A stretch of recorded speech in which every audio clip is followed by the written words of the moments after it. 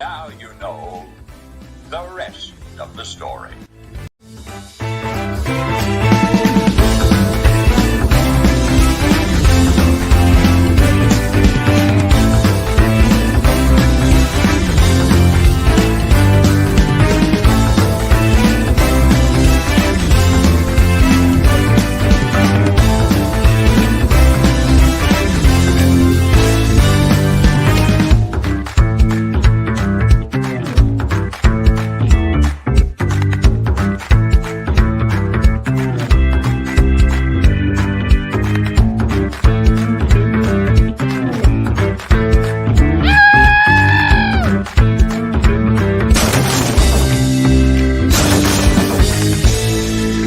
Welcome to JW Night Talk.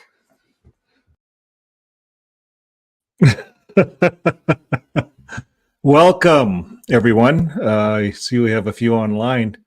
So we're talking about fear. We create fear. So have you ever been skydiving? Anybody out there have been skydiving? I haven't.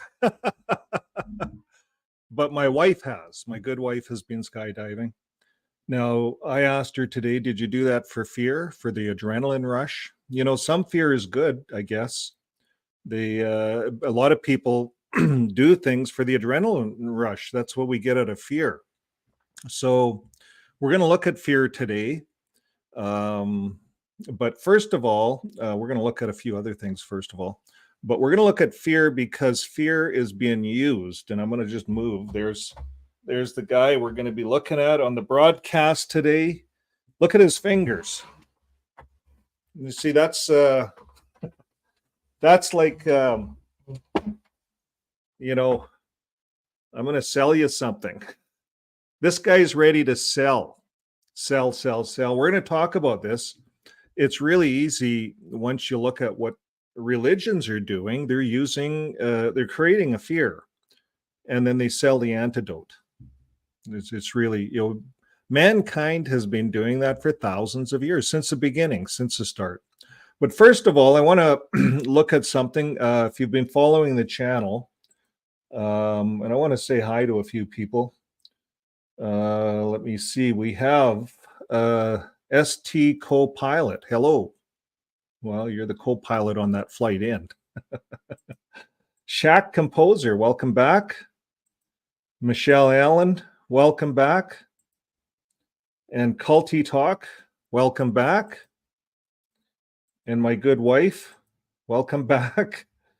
And there we go. Okay, so first of all, I want to talk about the eclipse. The memorial's coming up, right?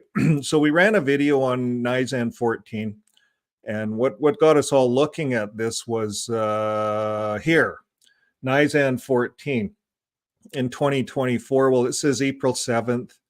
Then it says April 9th is Nisan the 1st. So if you add 14 days to it, you're around April 23rd. I get different. Every time you Google this, you get a different answer. So if we go to Israel, there was a lunar eclipse when Jesus died in Israel. And there is, on March 24th, there is an eclipse happening. So we had one of the subscribers point us in another direction, pointed us in the new moon direction. And it's really a lunar calendar they were following back then, not a 12-month calendar. They were following a 13-month calendar. There was 13 moons a year, and that's what you kind of have to mix mash in there. Now, this whole 13 moon calendar, we're saying how often are there 13 moons in a year? While the phases of the moon, it says, takes 29.5 days, meaning 354 days. Now, the 13 moon cycle calendar it says the Cherokee calendar is traditionally defined as a lunar calendar marked by 13 moon cycles of 28 days. And each cycle was accompanied by a ceremony in order to rectify the Cherokee calendar with that of the Julian calendar. So these cycles were reduced to 12. So they at one time had a 13 moon calendar. Women menstruate 13 times a year. It's part of our cycle. It follows the moon. So somehow we changed it to a 12 moon calendar. So therefore we have leap years. And that's what's happening this year. That's why the memorial date is all kind of, it looks haywire. But actually, if they're following the new moon in Israel for March 10th is March 10th.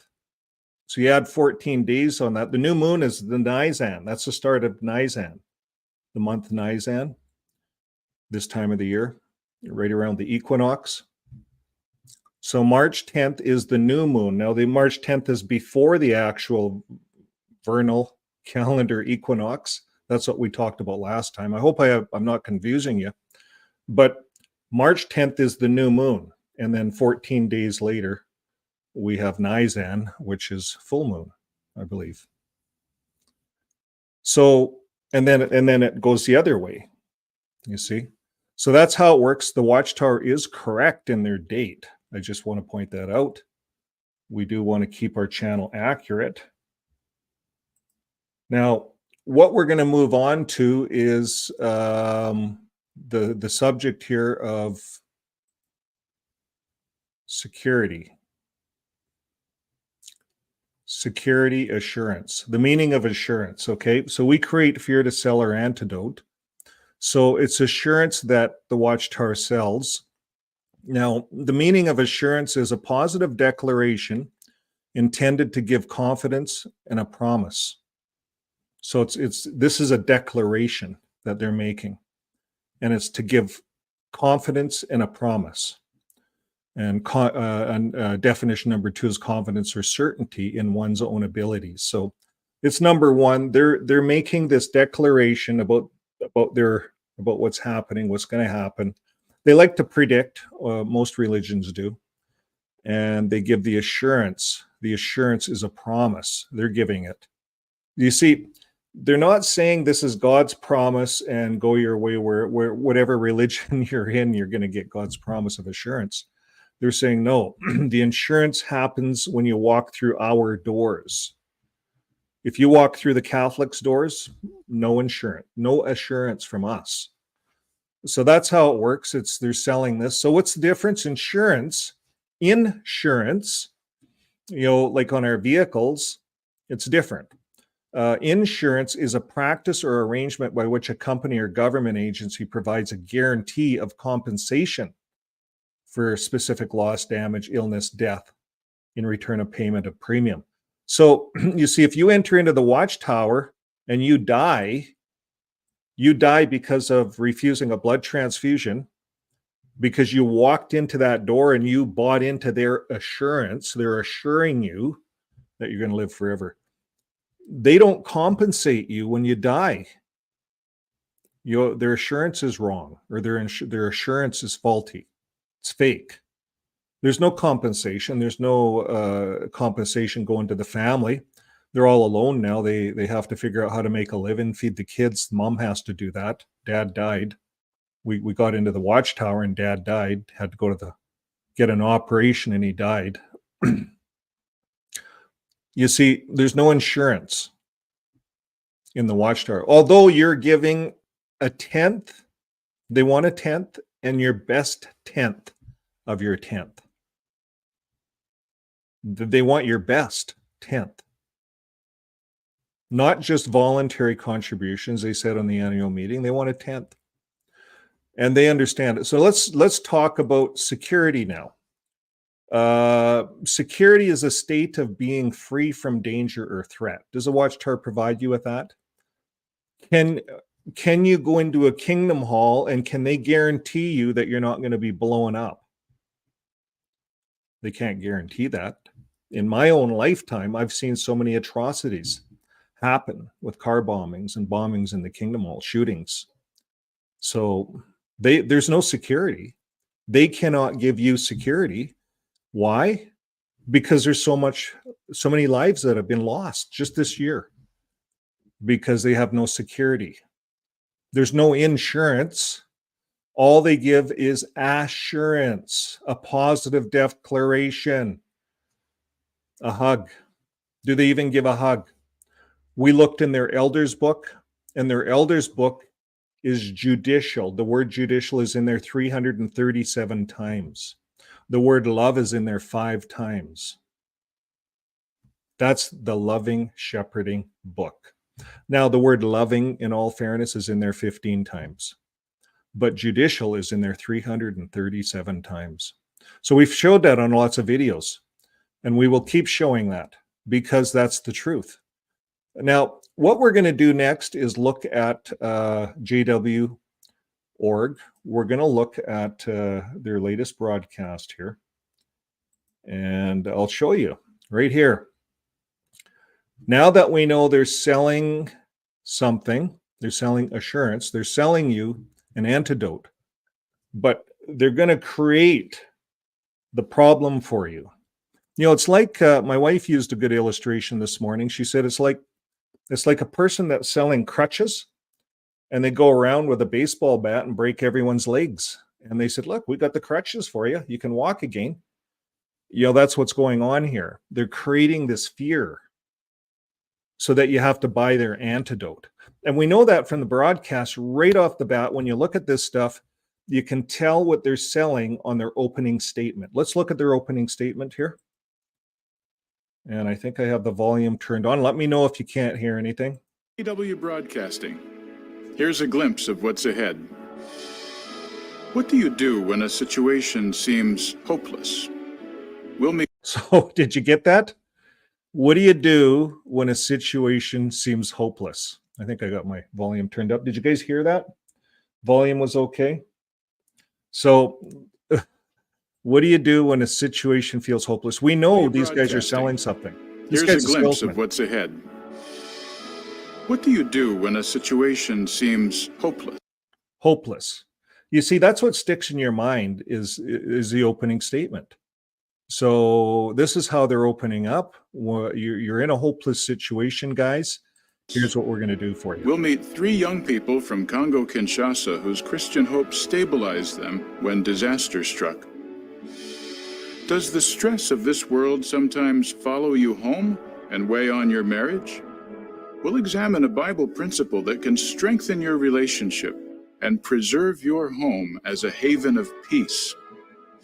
So you see the assurance they're selling? You get into the Kingdom Hall, if you're having marriage problems, we're going to fix all that. Get into our organization, we're going to fix it. Remember, folks, government agencies are watching these broadcasts. They're examining Jehovah's Witnesses all over the world, and they're in the headlines. They're the group of people that are in the headlines. Governments are looking at them all over. Japan, I think, could be next. And yeah, they're not tolerating the shunning of children. They're not tolerating how children are abused in this organization. So now we have a situation here. We have an Oriental person here, and we have this probably people from the US in this movie, these actors. And these actors are presenting to us how JWorg is fixing their family. This is just a commercial. If we have doubts from time to time, they need not weaken us. Now, does that not look like the Japanese branch there? Like I thought that was. I thought this one was appealing to they lost in Norway right now. Well, they can appeal Norway. We just watched a little bit of Jake's live there with Jan on there. Jan Freud Nielsen from Norway. And that was interesting. We're going to go back and watch a little bit more of it later. And yeah, I think they're worried about Japan right here out of the gate. This is all geared toward Japan. Our music video this month will inspire us to feed our people. faith. They don't look happy though. I don't know why they'd make them really happy. I went back. JW Broadcast for something good. Oh, happiness. JW Broadcast. You guys seen that, eh? Right here. They need not weaken us. Our music video this. Now, they don't look happy. None of those kids look happy. Do any of those kids look happy to you guys? I don't see any happy kids there. I don't think the kids in Japan are happy coming out of this org. This month will inspire us to feed our faith. This is the March 2024 edition of JW Broadcasting.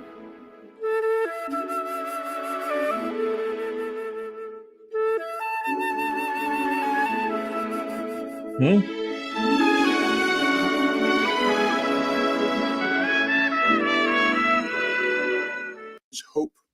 in abundance. Notice what Romans 15:13.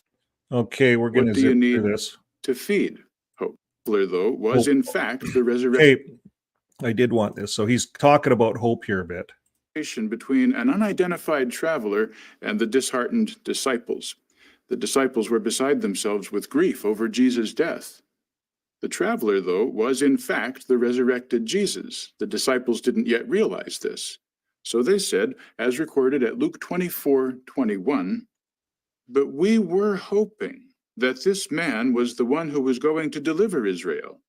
Yes, and besides all these things, this is the third day since these things occurred." The scripture shows just how susceptible we can be to discouragement when things don't turn out as we expect. But notice what Jesus did to help them. Verses 25 through 27. So he said to them, "O senseless ones, and slow of heart to believe all the things the prophets have spoken." So he's just going on about Jesus. This is a good tie into the memorial and into his talk. We're going to move it forward here. And he's selling hope based on Christ Jesus. When we're facing That's what they tie challenges in. that threaten our hope, we should ask Jehovah for guidance by means of his Holy Spirit, and then with the help of the publications of the faith. There, did you get that? I could slow that down. Some of these points are important. Okay, here's the 4 minutes in. Here he is. When we're facing challenges that threaten our hope, we should ask Jehovah for guidance by means of his Holy Spirit, and then with the help of the publications of the faithful and discreet slave, we should meditate carefully on how the scriptures are being fulfilled. There you got it. You slow this down a bit, and I get back there. He's doing. There's his fingers. There's the fingers. There's the salesman. Watch this again. This is a sales move, and then they cut to some pictures, right? Some videos. This is so important. This is such a good sales pitch here. Let's just go. Look at his fingers the whole time, guys. Okay, let's see this again. So how did Jesus feed their hope? First, by showing them that they were right to hope in the fulfillment of the scriptures. The fingers stay there. And then by teaching them how those scriptures had been fulfilled. Can we do the same today? Yes. When we're facing challenges that threaten our hope, we should ask Jehovah for guidance by means of his Holy Spirit, and then with the help of the publications of the faithful and discreet slave, we should meditate carefully on how the scriptures are being fulfilled. I thought that's brilliant. Okay, so that sets the stage. These guys are marketers. These guys know marketing, and I'm going to show you why they know marketing. At one time, I thought, well, maybe this is all by accident, but this is all planned. This is all marketing. You see the fingers. I used to be in sales. A lot of Jehovah's Witnesses are in sales, I think. I don't think. Let me see. There was a lot of Jehovah's Witnesses. Some sold insurance, some sold insurance. It's like selling the Watchtower. Assurance, insurance, except the insurance company should pay out. If you die because of, at one time, because of not taking any blood, right? You could have lived with some blood fractions. Maybe you could have lived, but you died. And then a week later, a Watchtower comes out and says blood fractions are conscious matter now. And then you're a family member and you're looking back, well, holy crap, my dad could have lived. My dad could have lived. And is there any insurance? Is Watchtower paying out any insurance for their mistake? No, there's no insurance, folks. Okay, these guys know marketing. Here's why they know marketing. And they know that marketing is based on fear. Here's a little clip that someone took, I think, in Denmark or something, or somewhere else. And they took it from the audience. And this is a clip of what's his name? Mark Sanderson. And Mark Sanderson is talking, he talks about with the knowledge of how marketing works, how the industry works, and how they use fear to manipulate people and control people. So here's Mark Sanderson. Set free from what? Set free from what? Paul says from the slavery to the fear of death. Now, why is that significant? You see people who are in fear of death are constantly afraid. And as a result, they can be manipulated and controlled. So did you get that? People that are in fear of death can be manipulated and controlled as a result. People that are in fear of death. Mark Sanderson, he nailed it. So that's what we're going to look at. We're going to focus a little bit in on that. And we're going to say hi to Devin. Hello, welcome to the show, Devin. And I think, I don't know if we said hi to San Diego Pimo. Hello, San Diego Pimo. And who else do we have up there? Beverly. Did we say hi to Beverly? Hello, Beverly. If we didn't say hi, we say hi twice. And here's one I haven't seen, Z63615. Hello. Nice to have you with us. Okay, rolling forward, we're going to talk a little bit about this fear and how the Watchtower runs on that. We're going to look at a Watchtower magazine here as well, a study article, and just drive this point home. Now, I want to talk about fear. Do religions use fear to grow their numbers? That's a question that we plugged in. And believers must actually fear the God and believe that they will be punished if they transgress a norm. And in this way, fear of punishment is supposed to curb antisocial behavior, and gods are like dominant leaders. They wield their influence through intimidation and force, and followers submit to them out of fear. These are invisible gods. They're just, but people do that. So what is the fear theory of religion? The fear theory. Now, this idea was first introduced by the famous philosopher and poet Lucretius, and I don't know who he is, by the way, but anyways, he's famous, and he accepted that human belief in God is only due to illusion, and to avoid the fear generated by this misconception, God was worshipped, which resulted in the birth of religion. So when we think of that, it makes a lot of sense. So fear is generated, it's a misconception. It's human belief in God is due to an illusion. And people pass this illusion down from one generation to the next. They build on it, and pretty soon God just, well, in some religions, he could be a beast. Others, JWs try to make him look loving, but God killed lots of people in the Bible. Even I have that here, the Watchtower, they themselves are admitting that they don't have all the answers to this, Sodom and Gomorrah and all the people that were killed. The Watchtower admits that. So God killed lots of people. So I'd be fearful of God. Could kill me, right? So you get into the Watchtower and you get to know that God's name is Jehovah, and Jehovah only has the Jehovah's Witnesses as his people. Everyone else is going to be killed. We're going to show you in a Watchtower or a study article coming up how they're reinforcing this point to their people. So stick with the program, folks. We're going to talk about this a little more. Now, what is the fear paradox? Wait a minute. What is fear in Christianity? This is a good one. Fear is a doubt and unbelief in God and in his word, belief in the lies of Satan. Fear, a state of dread, uneasiness, worry, or anxiousness. Fear is faith in reverse or faith contaminated. I like how that put it. Fear in Christianity. There is fear in Christianity. I don't care how you look at it. There's fear in all of the religions. However you look at it, there's fear, but fear is not supposed to be the predominant thing in these religions. Fear is just something that if you don't obey God, it's like obeying the traffic rules, right?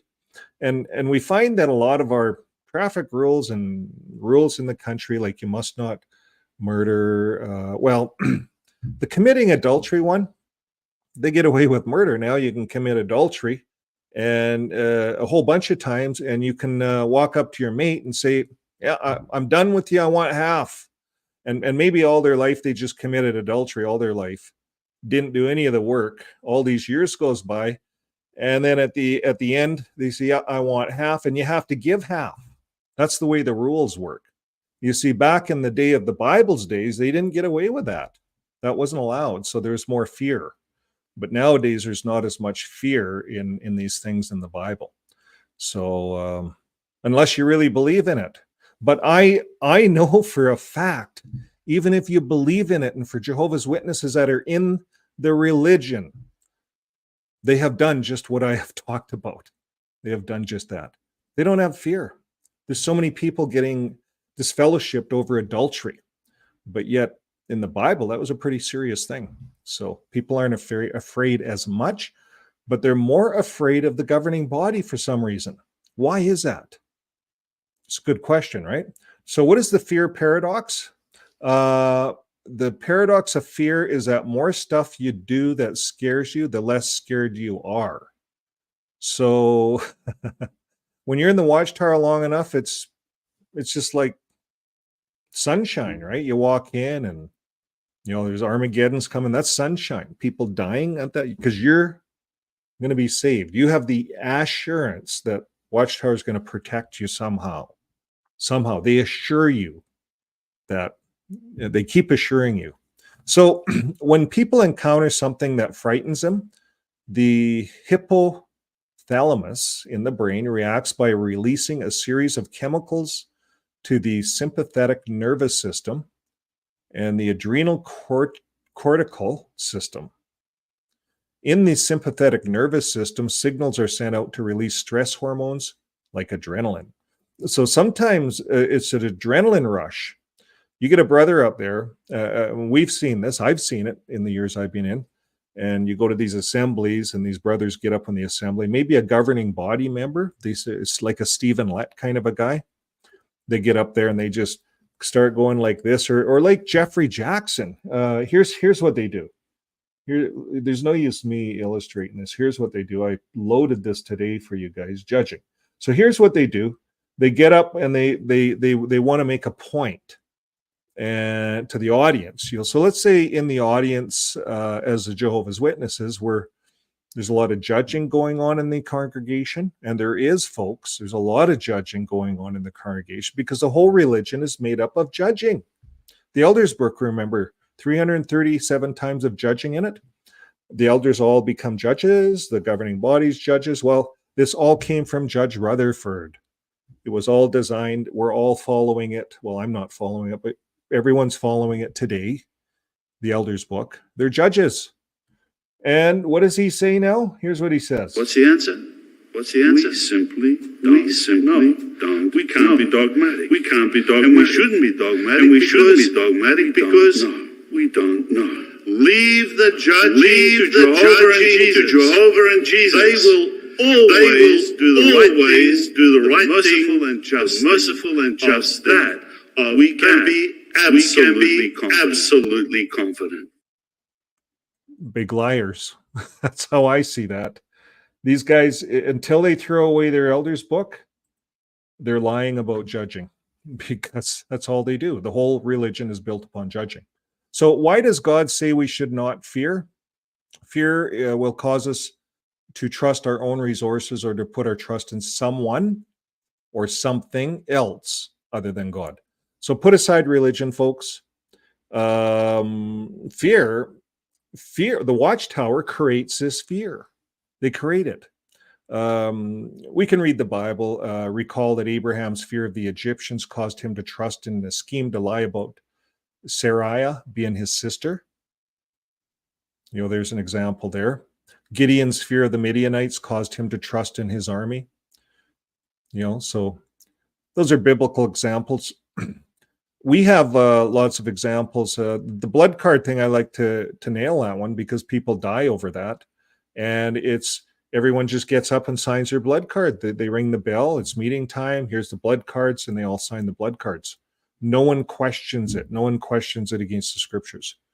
They're just fearful of the elders, fearful of if you don't sign the blood card, you cannot be a Jehovah's Witness. You see, they don't tell people that. Part of the qualifications for being a Jehovah's Witness is the blood policy. It's not all about love. Jesus says the two commands are about love. There's nothing loving about someone losing their life. There's nothing loving about that at all. Jesus says if your ox or your son falls in the well, or he told the Pharisees, are you just going to leave them there to die? No. On the Sabbath day, you're going to go and get them. You're going to break the law because of love, because of saving life. Life over death, folks.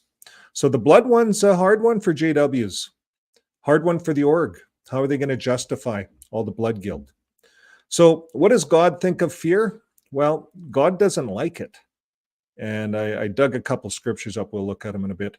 What are five core human fears? Fear of abandonment. There's one of the biggest fears that JWorg uses, fear of abandonment. If you don't sign the blood card, you're gonna be if you took a blood transfusion, you're gonna be abandoned by that organization. If you want to leave, let's say you just don't want to agree with this, you want to say I'm okay with the blood, I'm okay living, I'm okay with what I know in the Bible. You see, the fear of being abandoned, being shunned, being disfellowshipped is so huge. That's the number one fear, folks, on the list here. I'll show you the list. Where is it? Here it is. Yes, I'll blow it up even. This is what we're looking at. So these are 5 core human fears. Fear of abandonment is number 1. Number 2 is loss of identity. We're nailing it every time here with the JWorg. Loss of identity. If you leave it just because you want to go to higher education, you want to do whatever, but it goes against their doctrines, you lose your identity in the congregation. You lose all your privileges. So if you're reaching out, everyone wants to reach out. Everyone wants to do better. You lose it all. So you throw it all out the door. It's there. If you do this, well, this is how we're gonna. So there's always a fear and a loss of identity. You're disfellowshipped. You're an apostate. There's that fear. Number 3, loss of meaning. What am I going to do with my life? People get out of JW.org and they don't know what to do with their life. They lose meaning in their life.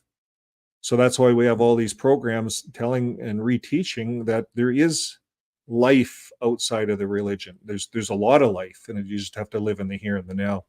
And if you want to be religious, there's lots of places that you can learn the Bible and be religious without even going to church and committing to something.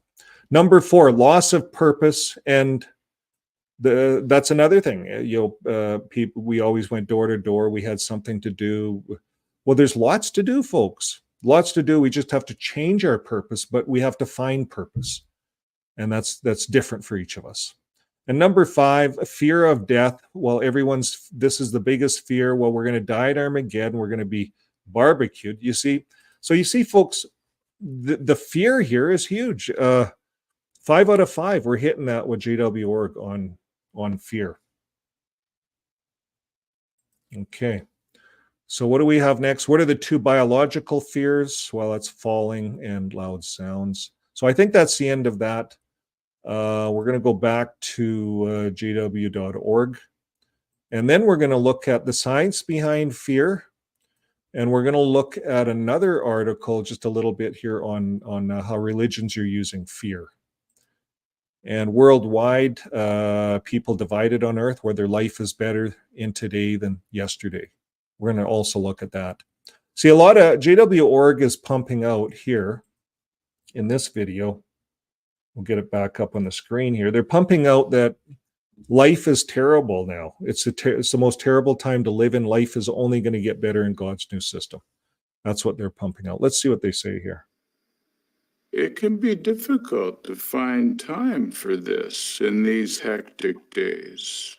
There are so many claims on our attention, so many things to know and do. But what you take into your mind is vital to keeping your hope alive. The humanitarian crises facing mankind today could make any one of us feel anxious. Experts. Did you get that? This guy doesn't quit. I can't believe it. I didn't watch it, but he doesn't quit. He's a salesman all the way through. Look at his fingers again, guys.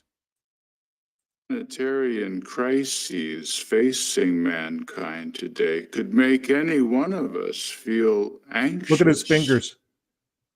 Experts in fields of technology, finance, and government have found it necessary to coin new words to convey the gravity of the situation. In 2023, This is good. the word polycrisis began to soar in usage. Look at his fingers. A polycrisis. He's proud, this guy. Oh, man. Okay, we're going to... This is bugging me. Why do people do that with their fingers? This guy does it all the way through with his fingers. Okay, I'm going to Google that. Anybody know online? There's reasons they do this with their fingers. Why do people hold their fingers together?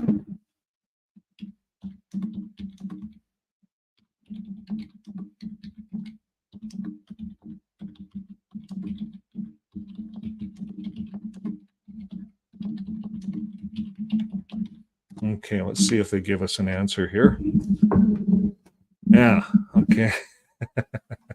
Good old Google. Okay, I'll show you the answer.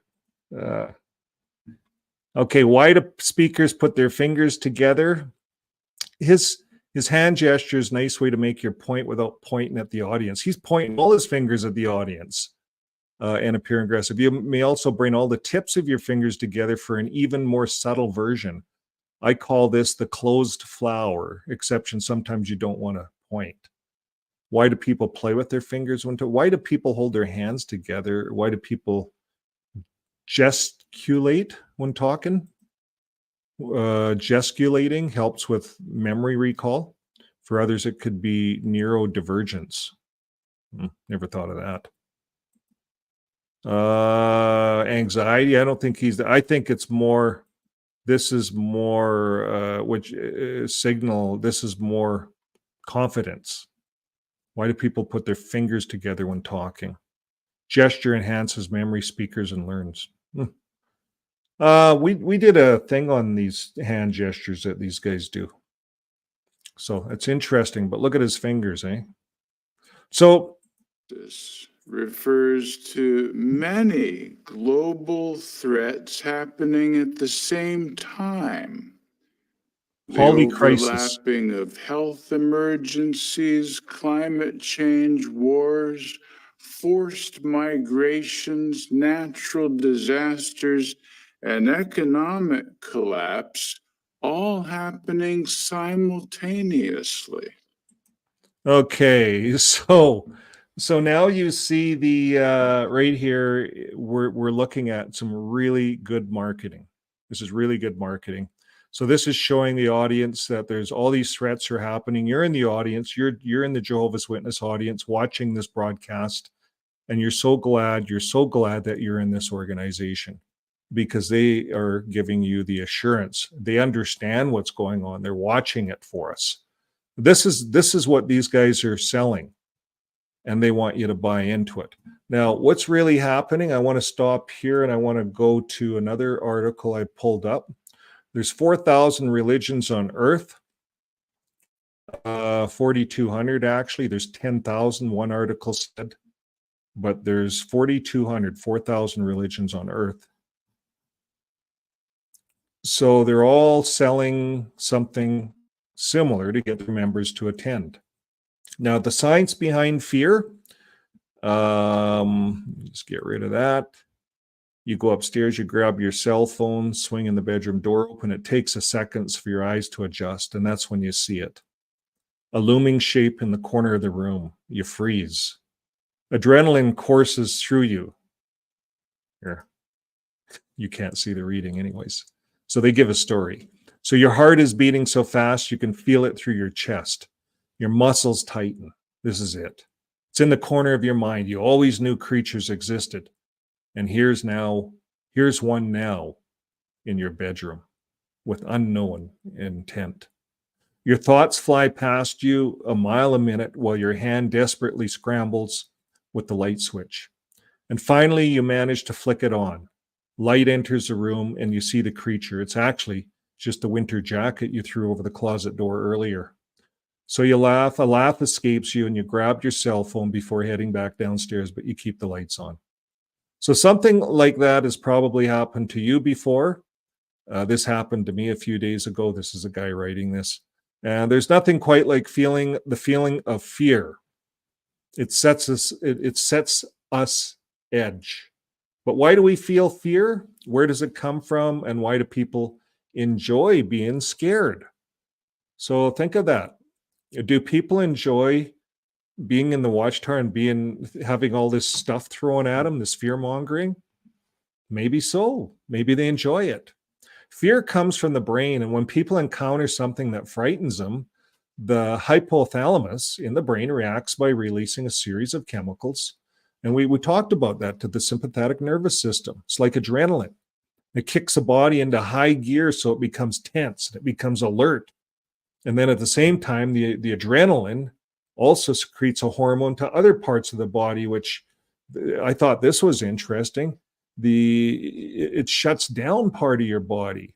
It changes. So it says your heart rate and your blood pressure increase, pupils dilate to take in as much light as possible, and non-essential systems such as the immune system and the digestion turns themselves off to allow more energy to go towards the emergency function. And the veins in the skin constrict, which keeps blood in major muscle groups. And it will become difficult to focus on small tasks since your brain is preoccupied with fear. Altogether, this is known as the flight or flight response, a way to kick the body into high gear, putting all the senses on high alert, allowing for quick reactions. And this is how religion works. This is how the Watchtower works. I found the Watchtower to be probably one of the, as far as so-called charitable religions, they hold that class in the world. They use a pile of fear to hold their members in. And did you know that most all religions are growing just because of having babies? Islam is growing the largest in the world right now, but Jehovah's Witnesses are not. Why? They don't encourage, they discouraged having babies from long ago because everyone should pioneer and the end's coming tomorrow. So it puts everyone in fear, a fight or flight mode. They stop having babies. They all go pioneering. They're afraid. Armageddon's coming tomorrow. They will put every last cent into the donation box that they have in fear because they're in fear, because Jehovah knows what they have. That's what they're told, and they better give their best, the best of the 10th of the 10th. So the benefits of fear. Have you ever wondered what it would be like to be fearless? Well, an American woman only known as SM is one of the few people in the world who lives without fear.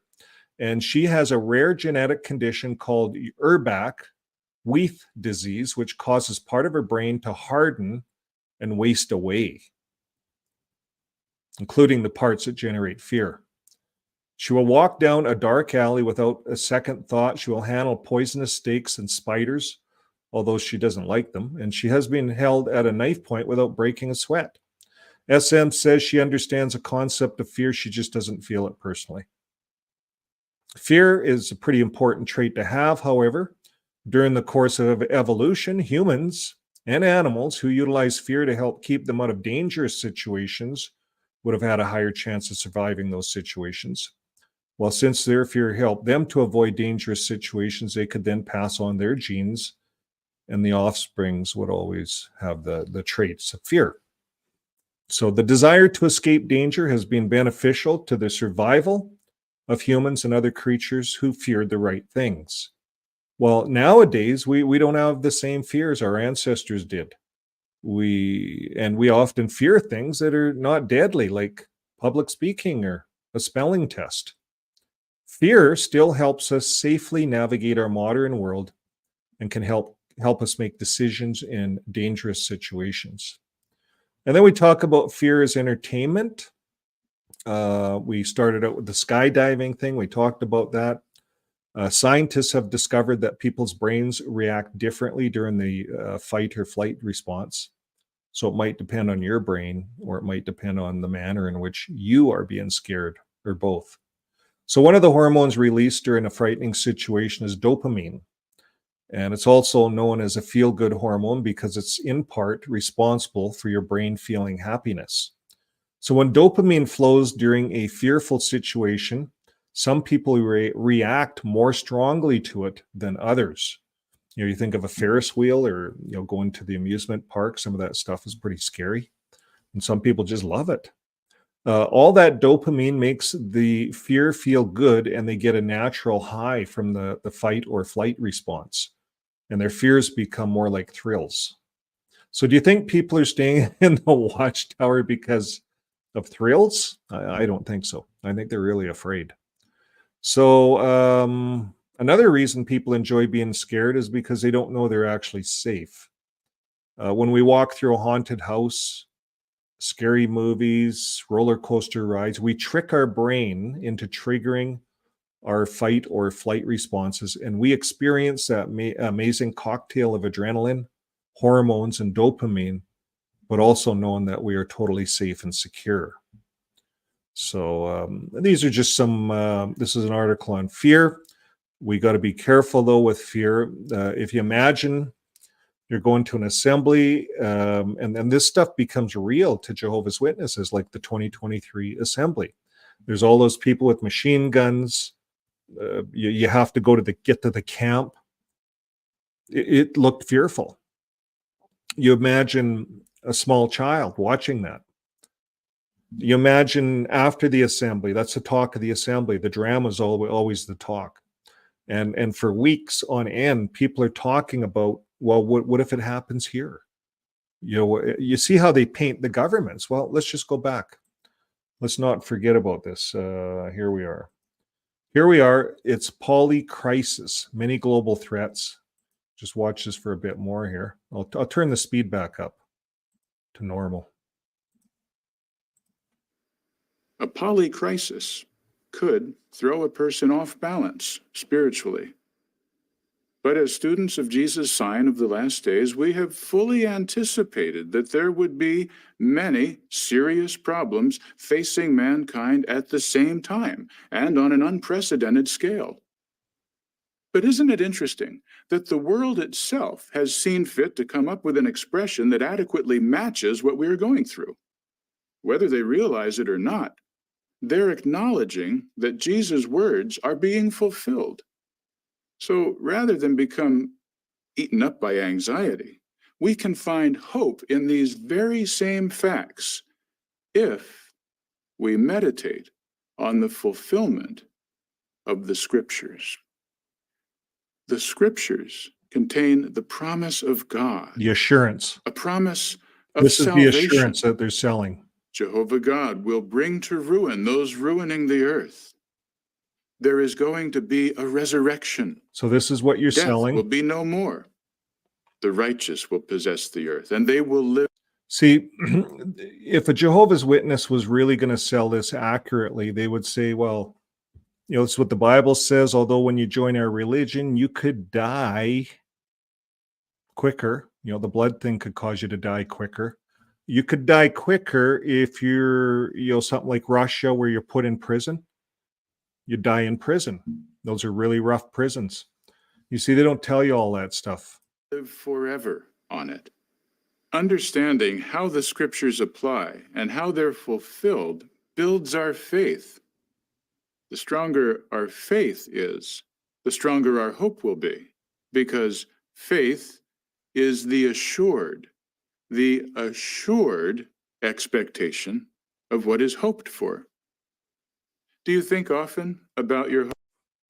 So I think this is brilliant. Religions take this, all religions do, but this religion really takes this and works it over. They're selling this faith, this hope. This is their assurance they're selling. There's all the poly crisis is on the earth right now. Right here, he introduced that brand new word for us, poly crisis. Where is it? Right there. Oops. Many global threats happening at the same time.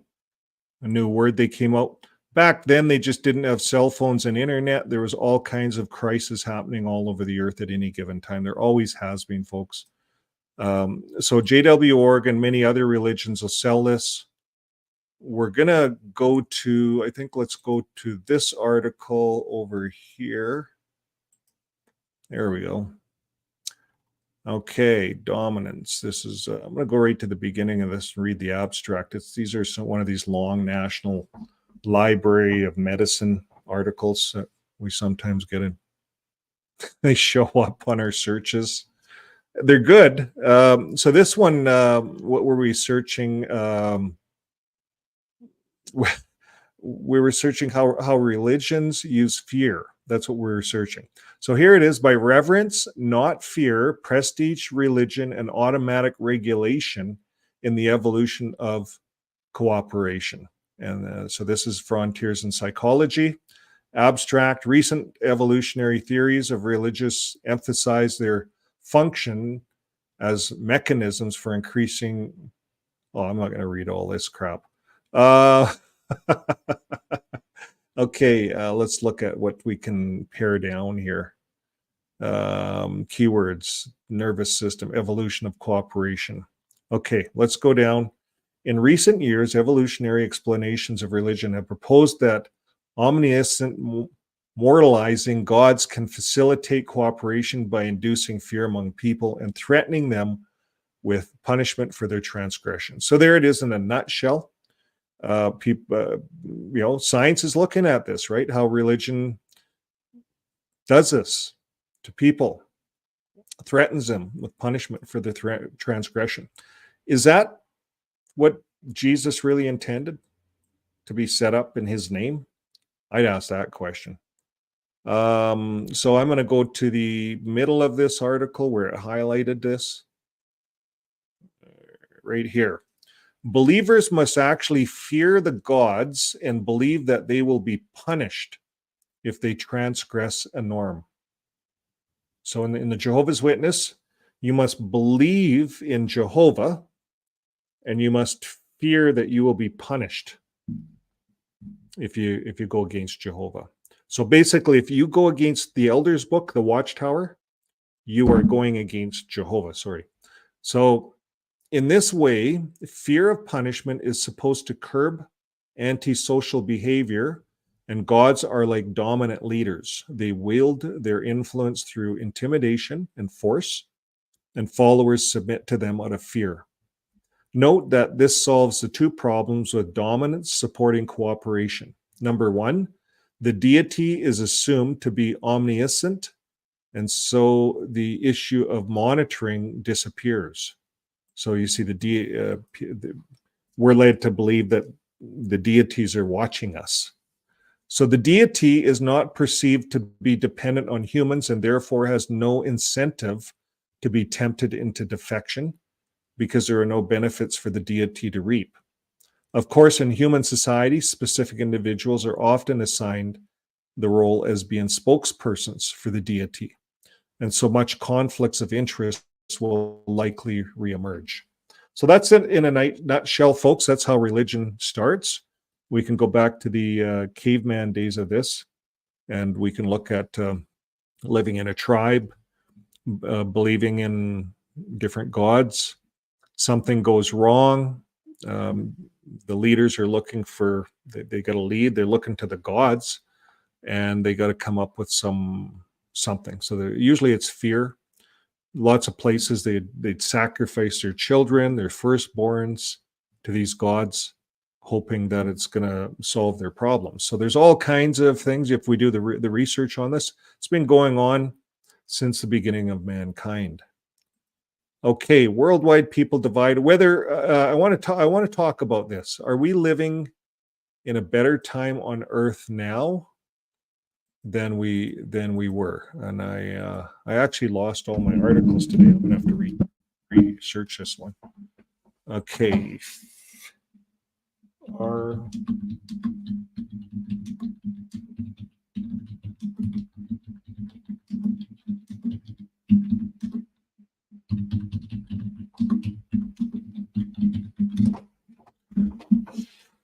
Okay, let's see what comes up here. I have the Pew Research.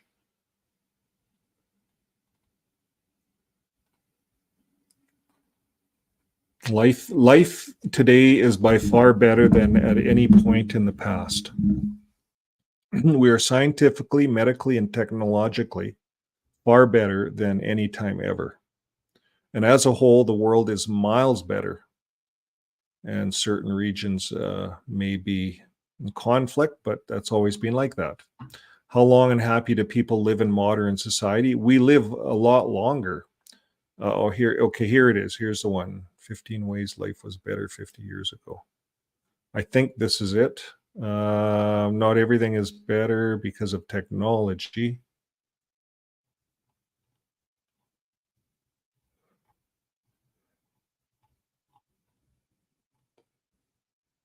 Remaining, staying off the grid was possible 50 years ago. Work life used to be more personal, less reliant on technology. It was easier to focus before technology. So these are some things where technology,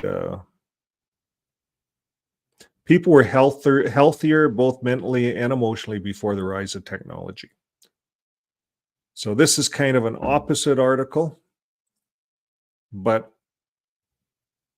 if we go way back in society and time, if you could imagine riding horses or spending most of your time in life gathering wood to heat your home, here in Canada, we would have to do that. And then you spend the other half of your life going out hunting for food or fishing or however you eat. Nowadays, I was reading an article here. Is this the one on Pew Research? Today, people experience 35 years of more life than 100 years ago. People died younger. We didn't have the medical. I would have died twice long ago, probably 3 times. So my grandfather died at 42. That was like a common, that's all you'd live. You wouldn't live long. Like Jesus, 33 and a half, he was almost done. Some people lived older, but not a lot. That wasn't the norm, not back then. Events unique to history of individual countries cannot be ignored when considering why publics are more positive or negative about how present conditions compare with 50 years ago. So the current economies are a strong indicator whether people say life for people like them is better today than it was 50 years ago. So the general consensus is that it's better. There's better education, better medical treatments. Transportation is better. We can hop in a car now and drive. If we want to hop a train, we can go long distances across the country on a train. Couldn't do that 1,000 years ago. So, some people, I was doing a lot of reading on this, and you can tell there's some writers that wrote articles, and they said the Renaissance would have been a nice time to live, but you know what? The plumbing wasn't there. The disease was rampant. Sure, there was a lot and it looked like a lot happening, but it wasn't. It was over hundreds of years. So, it looks romantic. Some of these old lives look romantic, but they're not. I don't think any of us would trade. So without beating that one up too hard, I'm going to go back to back to these guys and play a little bit more of them. You guys kind of signed up for this stuff, so.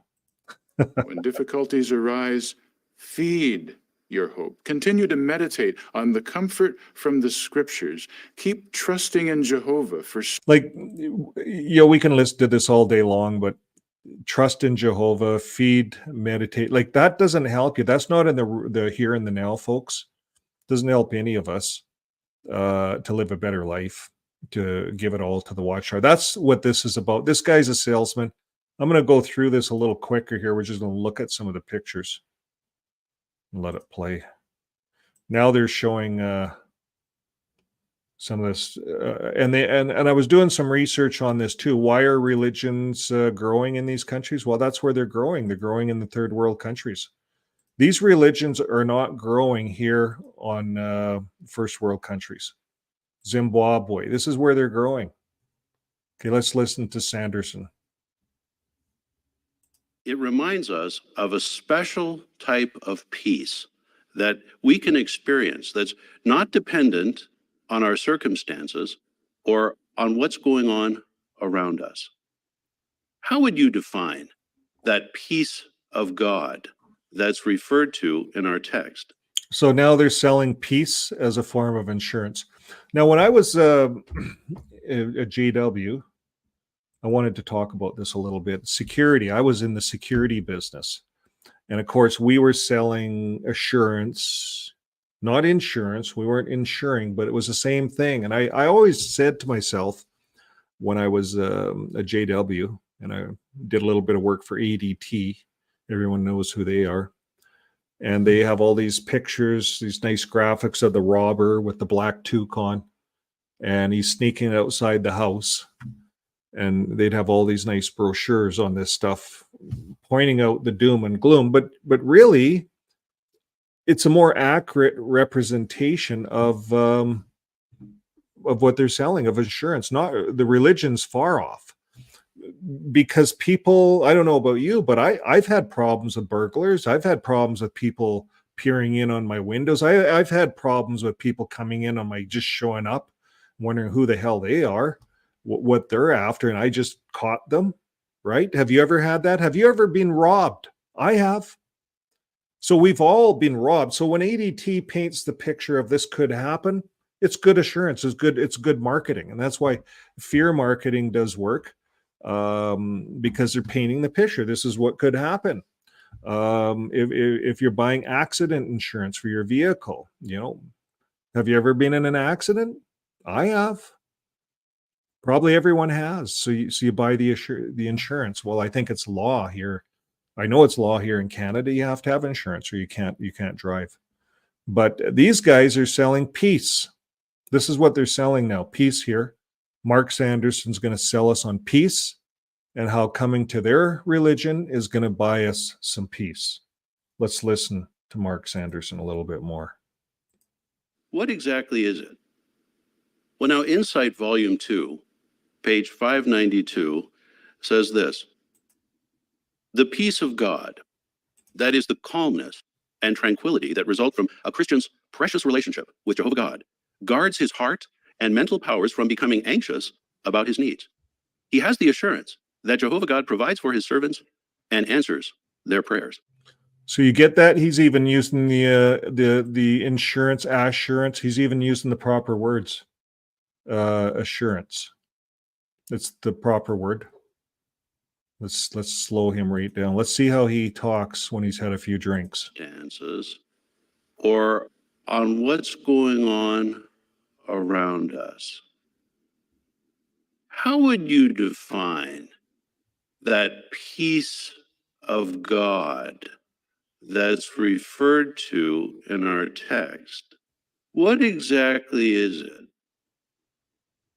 Well, now, Insight Volume 2, page 592, says this: the peace of God, that is the calmness and tranquility that result from a Christian's precious relationship with Jehovah God, Okay, so you see, you slow it down a bit, you really get what they're selling.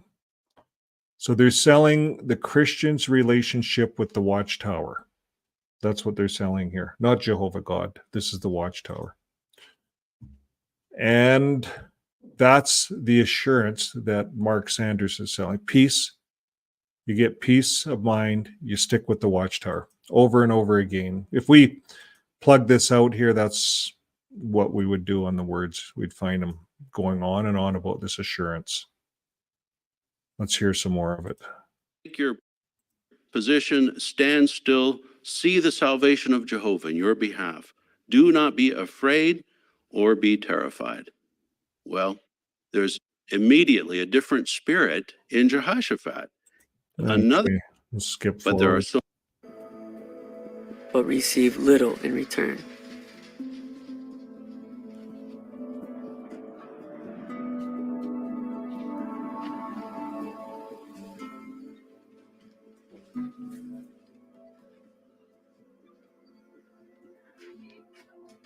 The question is, does it really have to be that way at home?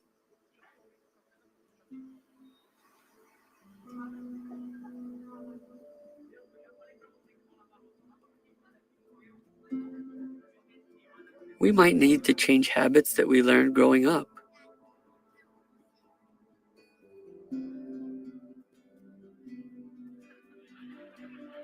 Or we may realize that we need to change our choice of entertainment.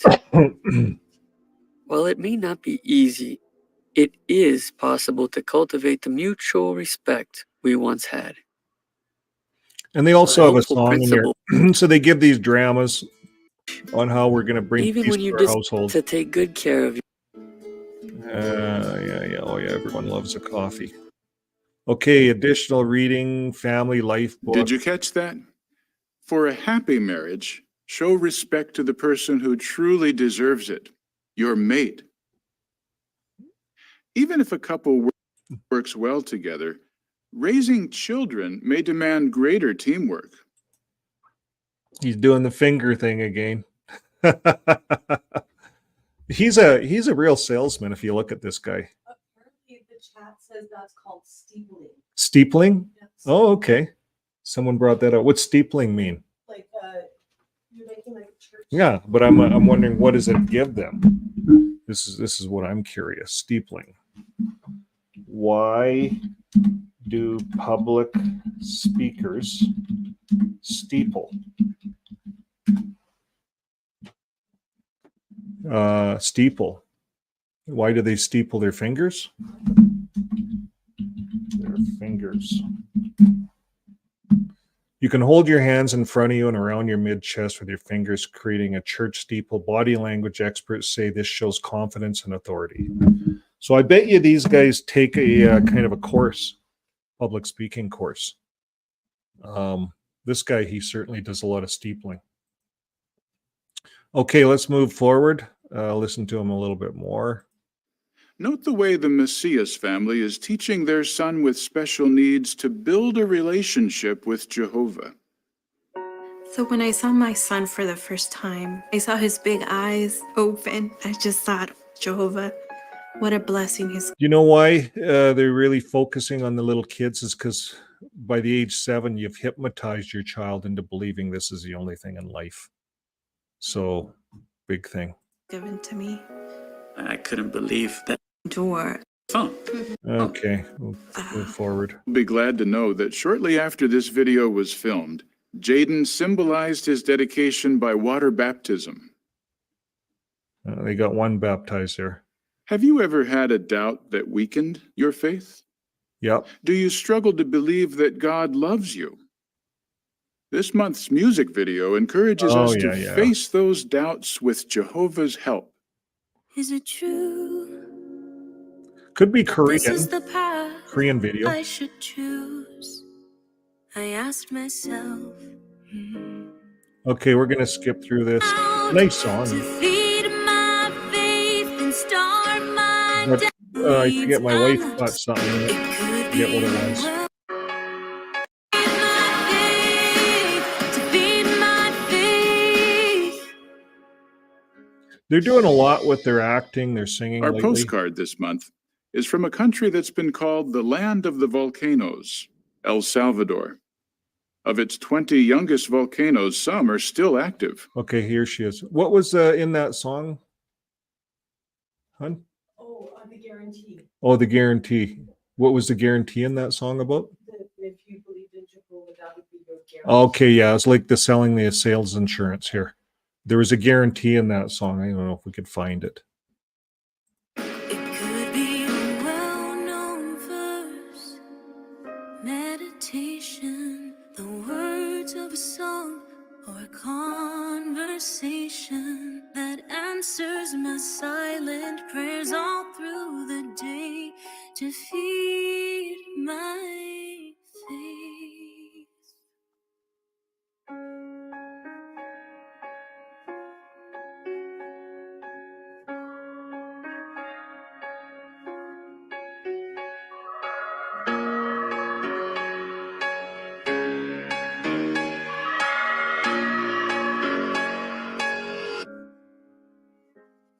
I feed my faith and starve my doubts. I beg Jehovah. Gives us I just agree. what we need. True hope is built on the promises of a God who simply cannot lie. What? Rain. Coatepeque was Really? formed when a group of notes of chocolate and caramel and gentle acidity. I don't know. I become a little bit skeptical of everything lately, even some of the stuff in the Bible, like Job. Job was really trying hard. It's a story in the Bible, doing his best, living righteous and everything. And because of a bet in heaven between God and Satan, Job lost everything. I don't get it. You see, I don't get those things. They don't make sense. It doesn't match what Jesus was all about. They've made Jesus look like it's part of Jehovah, but it's not. They've added that in. But anyways, let's finish this up. El This Salvador is is a Central postcard. America's El smallest Salvador. country, and This also is where its they're most growing in densely these countries populated. too. The only places. Jehovah's Witnesses have been active in the country since the first missionaries arrived in 1945. Those intrepid missionaries faced the daunting task of declaring the good news to roughly 1.5 million people. The Salvadoran people are kind and industrious, very hospitable, and ready to talk about the Bible. Those first seeds of kingdom truth grew rapidly, and in 1972, Jehovah's Witnesses gained legal recognition. Today, the more than 37,000 publishers conduct almost 20,000 Bible studies. They preach in Spanish, Salvador, I El haven't looked at Progreso, La Salvador. Libertad, They make these places love and look affection. From the world headquarters of Jehovah's Witnesses, El Progreso, La Libertad. Someone was After a delicious show this at the end right there. I wanted The to sixth- pause it. Now, someone online put in the comments or were commenting that missionaries, you can't just be a missionary, and there's only 8 missionaries or so many thousand missionaries that Jehovah's Witnesses ever put out there, and they have all this vigorous training. Well, that's all true if you were a paid missionary, but you can be a volunteer missionary in this organization. And they like that because people go on their own expense. They don't have to pay for it. They're not responsible. They're not liable. They don't pay for plane tickets or any of those things. And they get a lot of free missionaries. So Canadians will go down to different countries because it's warmer. We went to Mexico and spent 3 months with the family. The kids were smaller. They took school off. And they allowed that. The schools allowed it because it was a missionary thing. We made our own missionary thing. I had no qualifications. I wasn't assigned. I just went down there and met up with the English group, and we started going out in service with them in the back parts of Mexico in Playa when they were all living in paper boxes and stuff. It's probably all houses now because it was all growing. They're starting to grow with the tourism. But they were living in huts when we were calling. And we had some good calls. It was a good experience for the kids. So a lot of Jehovah's Witnesses will take their families and do kind of a make-believe missionary. You work with a congregation. Some, I know others that have went to El Salvador and other countries, Colombia, Bolivia, and that's what they do. They'd help these little congregations out. This little building here, that's kind of how it is. A lot of the Mexican ones were just little, you'd never know they were just little cubby holes in a brick, all brick and tucked within. It's probably changed now, but I'm going back to probably 2005. So I'm going back a few years. Okay, so we're going to look next at the Watchtower to show you how they're marketing their religion. And this has got me looking at this, how they're marketing this fear camping. So here, we're going to go back to this magazine. This is the Watchtower of... Which Watchtower is this? It's a study edition. And it's... the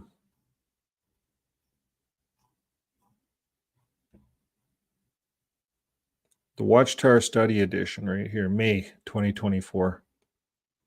May 2024, what do we know about Jehovah's future judgments? Let's motivate you to keep preaching, how to find a potential marriage mate, how to have a successful courtship. So trust in the merciful judge of all the earth. What this reminds me of is this. What's the answer? What's the answer? We simply don't. We're not going to play the game, but trust in Jehovah. That it just reminded me of it. We're going to look at this. What do we know about Jehovah's future judgments? Focus. We can be certain that Jehovah's future judgments will be righteous and just. And why can it be said we're living in exciting times? We're living exciting times each day. It's being fulfilled before our eyes. Well, it's not.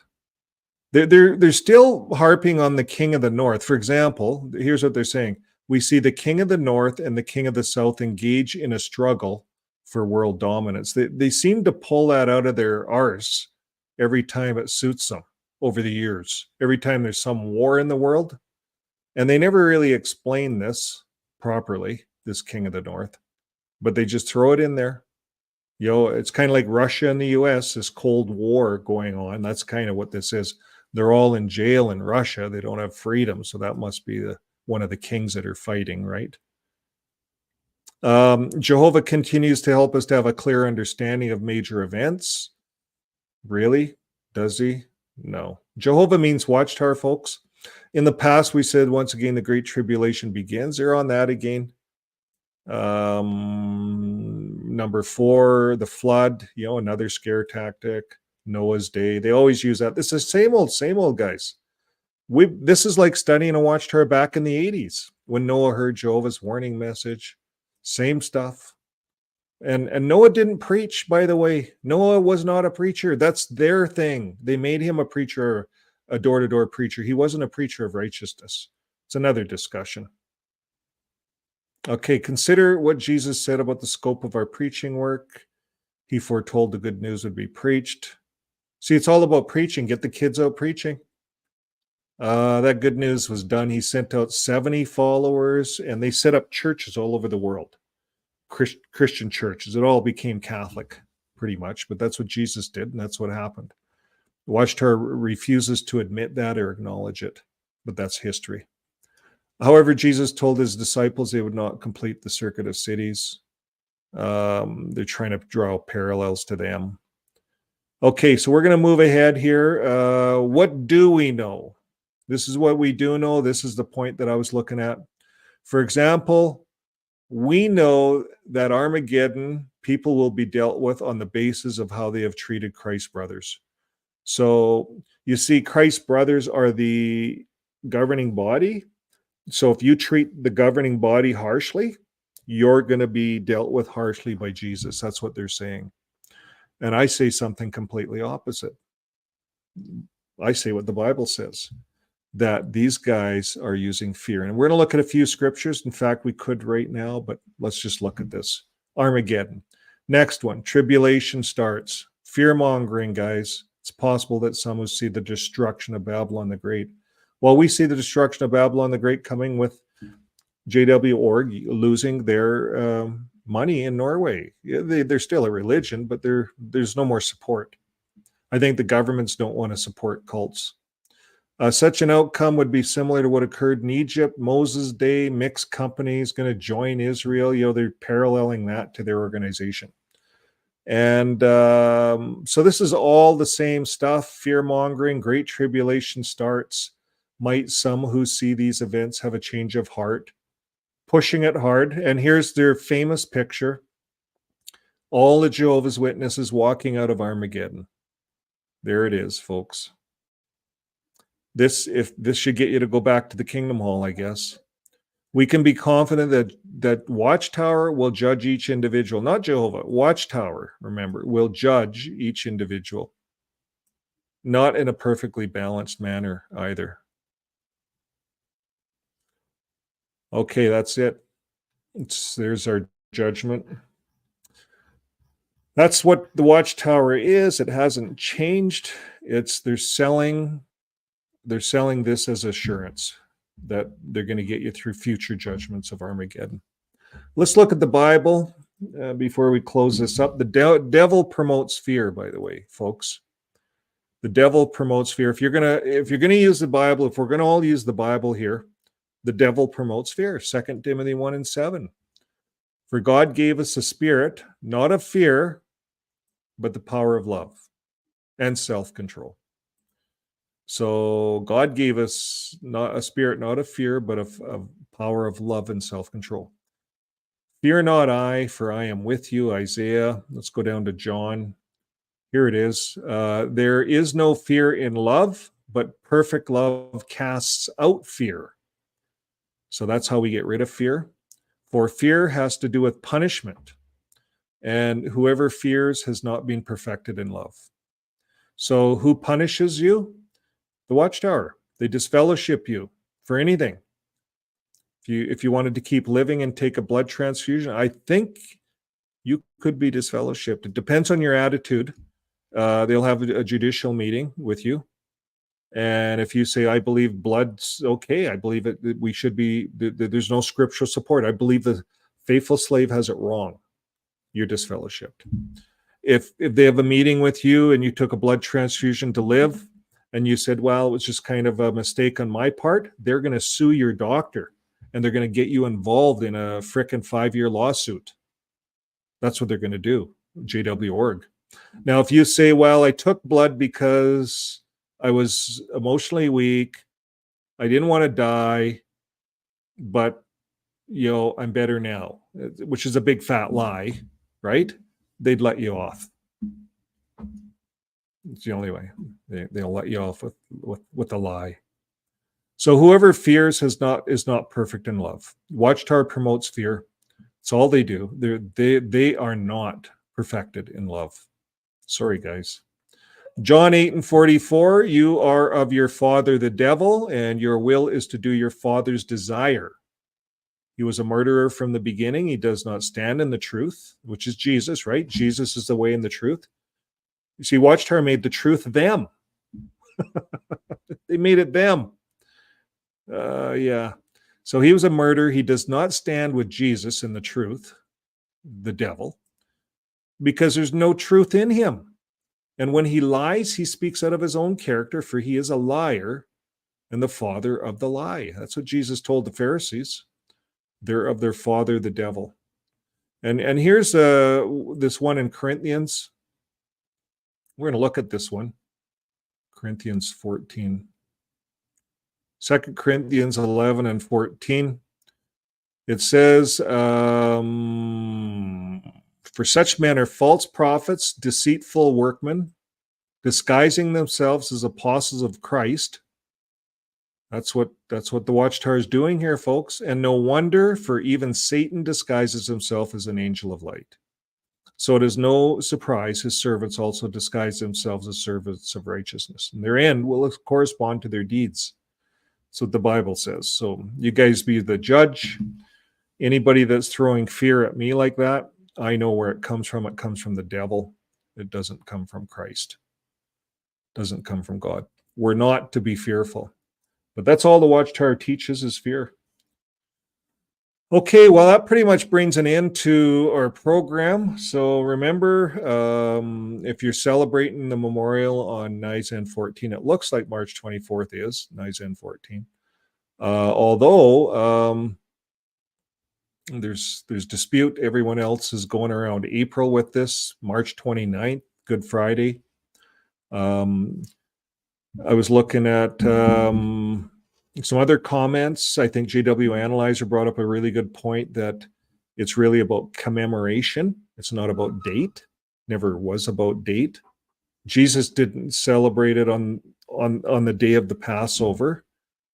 He died the next day or a couple of days later anyways from when they had that Last Supper. Because remember, they went to the Garden of Gethsemane. They spent the whole night there. The rooster crowed in the morning. You know, they were standing warming up around a fire, and Peter swore 3 times to curse Jesus because that was what he was supposed. He denied him. Yeah, cursed and denied him. Yeah, so okay, we'll look at some comments here, and let's go right up here. Let's see what we have. Ooh, where do we start? Is there any stars? Who would like their comments on up here? Some of the bottom ones? Okay, where are we? Melorite with Nate. And telling disassociating over blood is like stoning someone for eating. Exactly. Exactly. It does not make sense. My mother started studying the JWs when I was 9 because they talked about peace, paradise, and our Baptist church starred as hell, scared the hell out of you. Religion is doing it's a religion thing.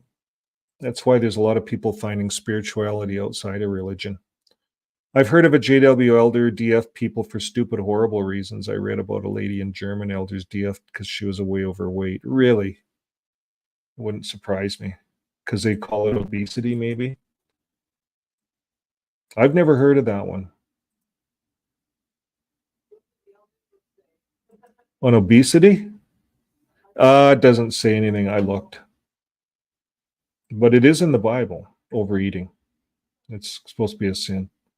How could anyone be able to live forever under the rulership, constant judgment and condemnation? Yeah, they do push the fear, and they tell the little kids that in the pictures. They'll disassociate. I was wondering about that. So they won't disfellowship, but they'll disassociate, I guess, eh? But it's the same thing, right? Yes, it's the same thing. Yeah, because you're not following their practice. It's kind of what I did. I just left. So that's disassociated. I wrote a letter, actually sent it to Bethel. I remember a niece, active JW, said my bio brother had died last year and was a big sinner, came back to earth in the news system. I asked her why jaw, bringing back bad people. Remember my niece, he died last year and he came back to earth and he will come back to the earth in the news system. It's a good question, though. You see, JWs think they have this figured out, that they're judging. And all the JWs are Judge Rutherford. They're a prodigy of Judge Rutherford. It's been passed down through the Elders book, through the constant judging. The organization is just full of judging. So, yeah, they Jehovah's Witnesses feel they have the power to say, yeah, so-and-so is going to be resurrected. But none of us have that power to say that. Because Jesus is the judge, right? And he'll judge according to righteous and unrighteous behavior. It's not our job.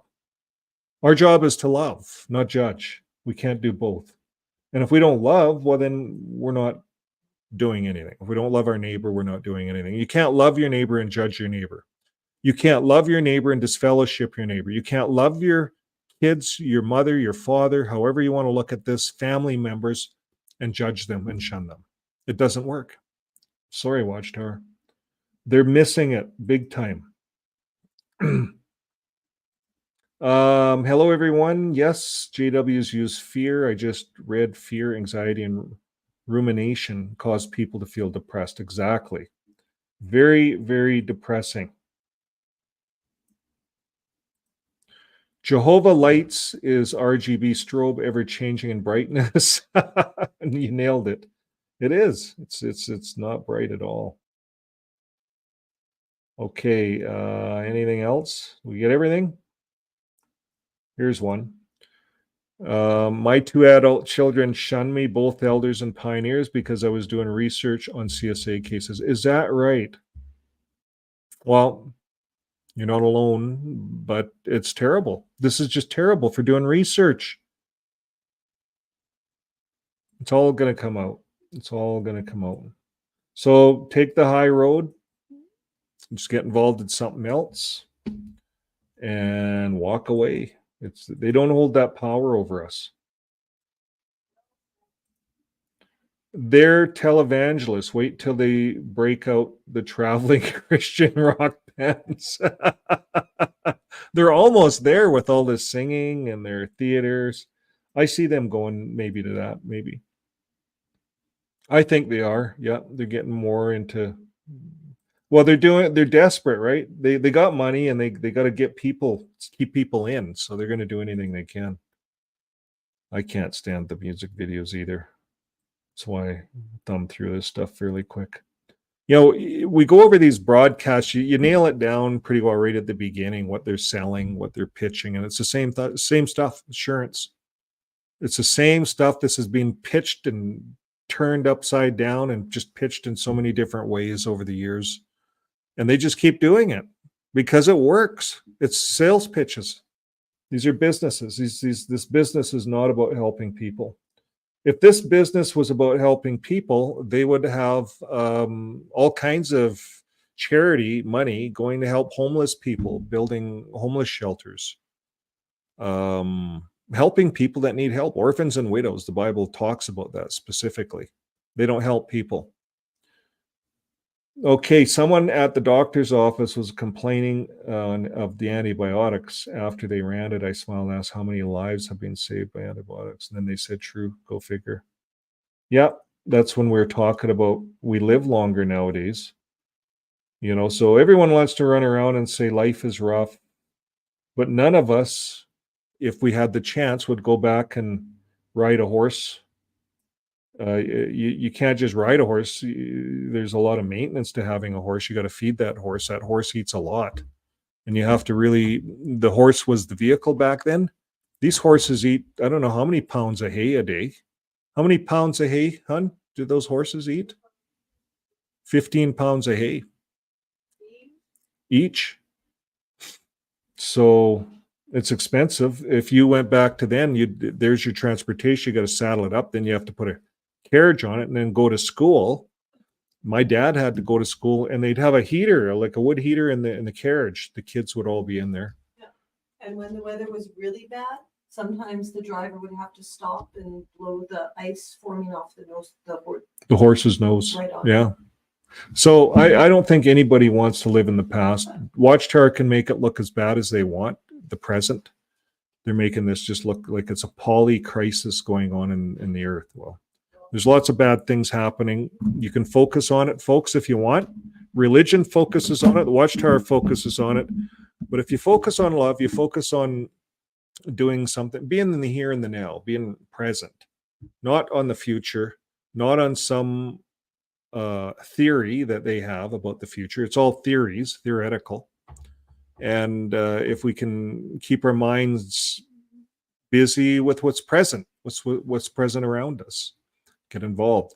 What we're involved in is helping many coming out of the Watchtower. That's what we're helping with.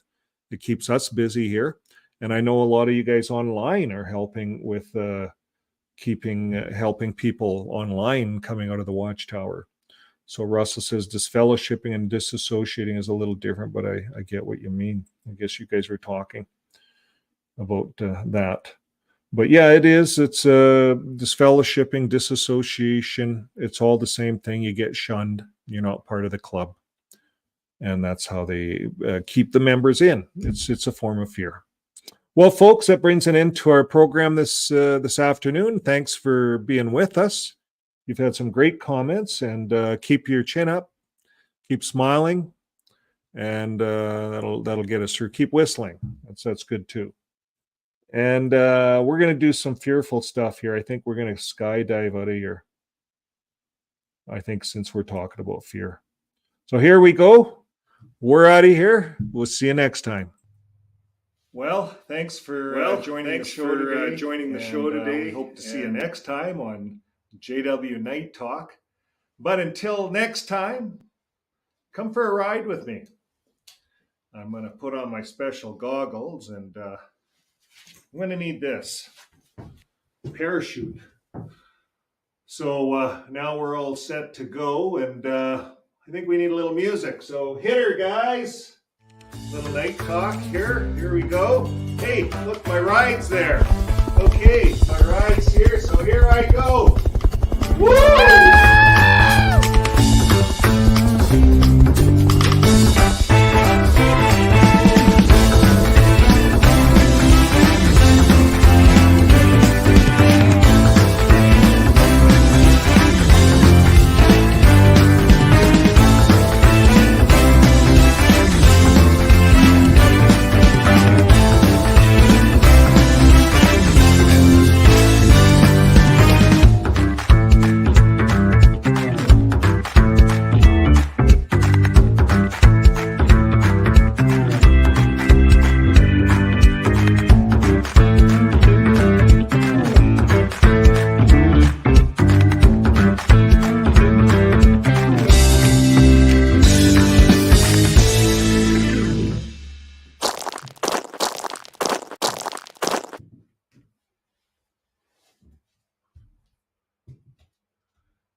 These are Nike Air, and they give me more lift when I'm skydiving because they are Nike Air.